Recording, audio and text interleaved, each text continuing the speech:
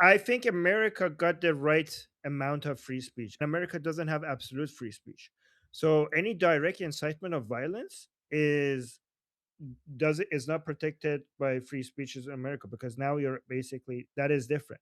That is exactly where you draw the line. So if you're saying encouraging terrorism should be banned, it That's is an banned because it's interpretation of free speech. I have Labeling what do you mean? something as encouraging for terrorism is your interpretation for someone else's free speech. Do you agree?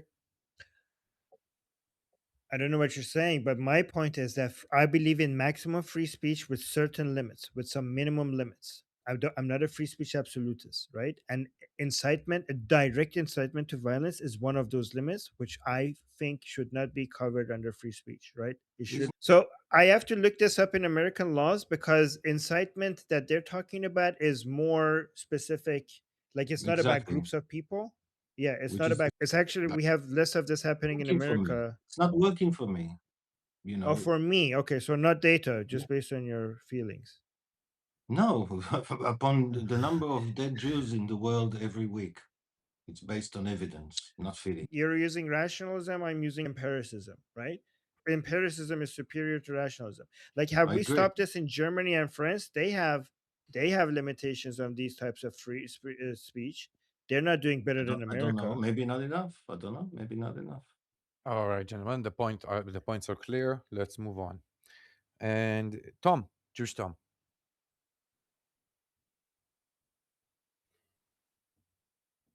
Tom, Hi. you're on the list. Cool.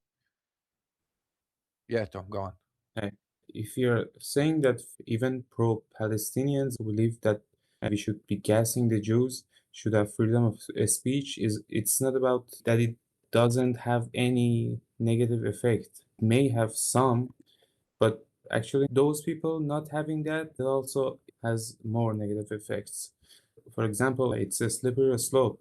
If you can convince the government that talking shit about Jews should be a crime, maybe the other side can convince the government the other way around, that maybe you couldn't be talking shit about Islam. For example, what's happening in Germany, right? They can't talk shit about Jews and Israel, but also they can talk shit about Islam as well.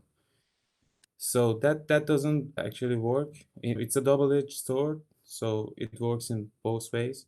And it reduces the individual liberties. It could turn, and not only that, it could turn into a pattern for the government to extend its reach. So that's really dangerous. It's always All the right. Jews. Karen? There's a difference between not being able to say shit about Jews and not being able to say shit about Islam. Jews are people. Islam is a set of ideas. And you absolutely should be able to challenge ideas. Yeah, no, nobody's saying shit about Arabs. That would be an equal thing to what you're saying. That's it. Armin. Yes, sir. But Tom's point is not that they're the same. Tom's point, like, you're completely right. Tom's point is that when you give the government that authority to police speech in speech that we disagree with, then they would also use it to police speech that we agree with, even if it's not the same thing. That is the point that Tom is making, and Tom is back, by the way. Okay, so You're right, and that's why this is the problem, because now you have allowed the government to police all forms of speech. But go on, Tom. Okay, so I just finished my last point really fast. What you're saying is there are people who believe that someone should be killed because they're Jewish, like that's enough for them. And also you believe that like shutting the bomb is gonna fix the problem. Like how? How's that gonna change their mind? Right? That doesn't work. You're not just hearing what they're talking about. They would be discussing how they should be gassing the Jews inside their homes and not in the streets. So the problem is still there, but you're not hearing about it anymore. That could be even more dangerous. You wouldn't be able to find about it soon enough to be able to react to it. okay. I understand. But why does it have to be either some limited speech equals dictatorship? I don't see the connection. Why there's no gray area between them? Because of historical records of when government get Because involved, then because it they didn't over. work for the IRGC. Because it didn't work in Iran. I agree. It No, didn't work for no, many no, no. others also. It's not. No, no. Okay, because because it's a natural way for when you give power to for the government to come and control what people say and what is true and what is not true, what is allowed. Here's the thing: all your rights, every single we have three types of rights, right? We have personal rights, we have economic rights, and we have political rights. And the political rights are the ones that give birth to the other rights. And among the most important one of them is free speech. Basically, it's the foundational right for you to be able to fight for all the other rights you have. And so this is the one that you have to be so sensitive about how government getting involved in it. And if as soon as you allow the government to come in and meddle with that, then you're basically opening the door for them to come and take everything else away from you. I mean, this is not about IRGC. In the is look at what happened in the UK, right? In the UK, it started small, but now they're arresting people for liking Facebook posts. Right? If you look at history, and when you give authority to the government to police speech, it doesn't turn well. It doesn't turn out very well. I mean, but Albi here said that in Italy, for example, you cannot say those things. Now, Italy today fascist and a failing state and a dictatorship? No, but they did limit Okay. it. Okay. First of all, it's Italy. Look at the Italy is not a good example because of their historical record. It just because it hasn't America happened is not a yet. good example because of historical records. They What? had slaves. America is not a great example. They had slaves. Nobody is a great example. If you look at the track record, so if you want to go look at anecdotal evidence, you could come up with an example for everything, right? But given the given when you give authority to the government to come and decide what people get to say, it doesn't on average turn out end up very well. And also Italy, I don't think we could use Italy as a role model for how to govern. But if you look at just overall as a whole and the trend, then you could see that this is a risk that you don't want to take. So Okay. let me actually give you an analogy to tell you what this sounds like. It sounds like you're telling me, look, my grandfather, he's 90 years old and he's very healthy and he smokes a pack of cigarettes every day. Okay. So if you're telling me that cigarettes are bad for you, then how do you explain my very healthy grandfather that is smoking cigarettes every day? If you look at trends, if you look at data, you can see that cigarettes are bad for your health. And your healthy grandfather that smokes every day is not a good example, is not, it does not negate the empirical evidence. Albi. Okay, so I think Italy and Germany are our historical records makes us vaccinated in a way. So that we are the best friends. Like in Europe now, I think our countries are best friends. Or maybe I don't know to say it in English again, but we have much better relationship, much better understanding of anti-Semitism compared to France, Spain, Ireland, Norway, Holland, and so on.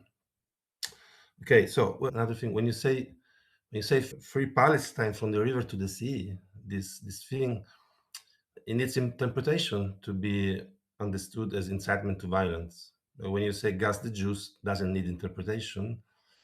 So if an anti-Semite is so stupid to say gas the Jews instead of free Palestine or things which need interpretation, then they should go to jail for stupidity. I mean, because it's easy to disguise incitement to violence in a way which needs interpretation.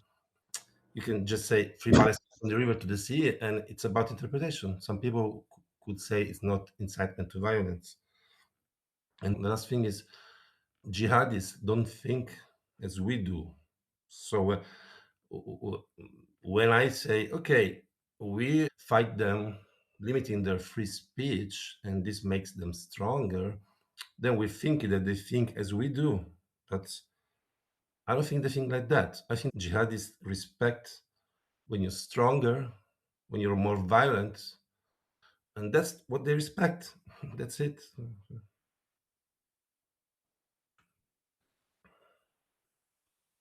I'm finished. I think it's my turn now. Unfortunately, stupidity isn't illegal. Yeah, I know. I know. Well, it's one way to make it illegal. Let me get on my thoughts. I mean, I can't make a cup of coffee. You guys are not focused. Mossad, Hila, Armin, Tom. yes, yeah, it's my turn. The opposite end of the argument. Am I not even on there? Oh, were you What? waiting? I We can raised my hardly- hand ages ago, and I did it again, and I'm not even I there. see you miss Nail Bunny. But Nail Bunny, your audio is shit. Can Yeah, just- you have a really bad connection, so it probably didn't show. That might be the reason. Yeah, maybe. And okay, your audio is bad. Yeah, you should try And leaving and coming back. How is this one? Yeah, no, that's much better. Okay, I So yeah, switched let's microphone. yeah. Okay, go sorry. ahead. I just Yeah, know that I raised my hand probably about 45 minutes ago, maybe an Yeah. hour. So guys, let's do something. Let's get the Moss to give the list of the people when people are listening. If they raise their hand and they were not added to the list, they could point out that they were not added to the list. But when Asti comes Yes. back, we could talk about that. Yeah, but go on, Nelbany.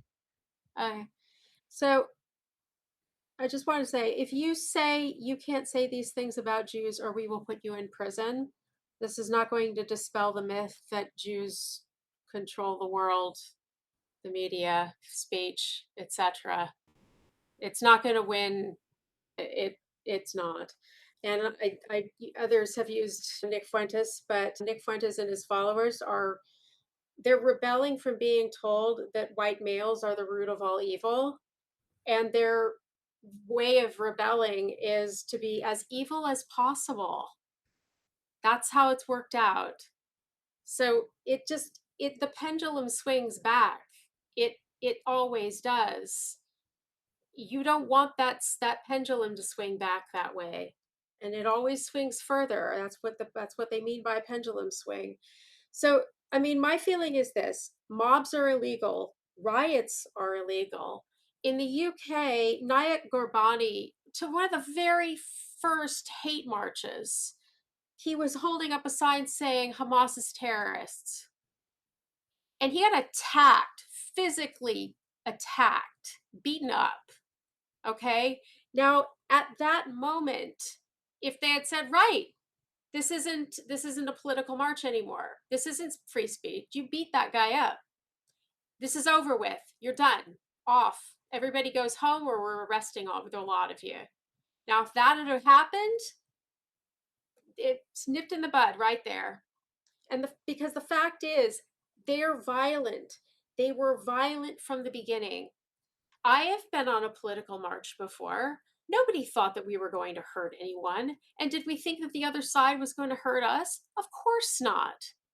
These are not demonstrations. They were always violent from the very beginning. So it's immaterial. I mean, it wasn't, there was definitely incitement, but they were violent.